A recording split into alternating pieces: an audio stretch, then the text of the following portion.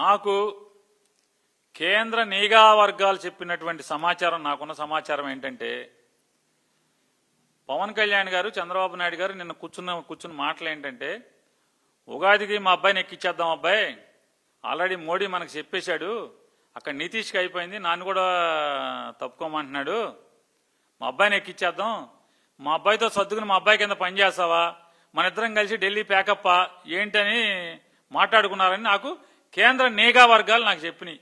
మరి దాన్ని బట్టి ప్రజలు ఏం జరుగుద్దో రేపు ఏం చేస్తారో వీళ్ళు చూసుకుందాం. సరే, కౌన్సిల్ మొత్తాన్ని లోకేష్ గారి సారథ్యంలో పచ్చి అబద్ధాలతో ప్రతిపక్షాన్ని ఎదుర్కొంటాకి, తన అబద్ధాలతో ఎదుర్కొంటాకి ప్రయత్నం చేసినటువంటి పయ్యావుల కేశవ్ గారు, ఎందుకయ్యా పాత విషయాలు, హిస్టరీ ఎందుకు, ఇదేంటి హిస్టరీ ఎందుకు, పాత విషయాలు ఎందుకంట, మాట్లాడింది ఎవరు, మాకు సంబంధం లేదని మాట్లాడింది ఎవరు, నారా చంద్రబాబు నాయుడు గారు కదా.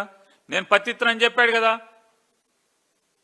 నేను నీతివంతుడని చెప్పాడు కదా, మరి వాళ్ళ పాత విషయాలు తవ్వటం ఎందుకంటారేంటి, మీరే చెప్తున్నారు. ఓ పక్కన ఇంకో మాట కూడా అన్నారు పయ్యావుల కేశవ్ గారు, 5 ఏళ్లు మీరు ప్రభుత్వంలో ఉన్నారు కదా, అప్పుడెందుకు తీయలేదని.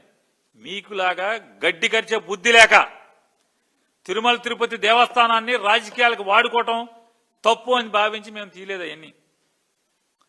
తిరుమల తిరుపతి దేవస్థానాన్ని మీరు మీ గవర్నమెంట్లో, నారా చంద్రబాబు నాయుడు గారి గవర్నమెంట్లో నెయ్యితో లడ్డూ చేస్తారంట, దాని మీద నెయ్యి వాసన రావటం కోసం మళ్ళీ నెయ్యి స్ప్రే చేస్తారంట. స్ప్రే చేయటానికి నెయ్యి కొన్నారు, స్ప్రే చేయటానికి నెయ్యి కొన్నారు, లడ్డూకు పైన పూత పోస్తారంట, ఎందుకంటే నెయ్యి వాసన రావాలంటే. ఓరు మీ అసాధ్యం గోల, నేతితో లడ్డూ చేసి నెయ్యి వాసన రావటం కోసం స్ప్రే చేస్తారా అంటే ఏంటి, దాంట్లో నెయ్యి కాదనేగా. ఇప్పుడు ఏమన్నా అంటే పాత ఎందుకు తవ్వుతారంటున్నాడు. పాతవి తవ్వటం ఏంటి, వాస్తవాలు చెప్తుంటే. పాతవి అయితే వాస్తవాలు కాదా, పాతవి కూడా వాస్తవాలే కదా, వాటిని ఎదుర్కొనే దమ్ము లేక మీరెందుకు అప్పుడు తీయలేదంటాడు. ఎస్, మాకు తెలిసిన తిరుమల తిరుపతి దేవస్థానం యొక్క ప్రతిష్టని, బ్రాండింగ్ని, ఆ పవిత్రతని తప్పు రాజకీయాలు చేయడం అనే మేము అన్నీ మూసు కూర్చున్నాం.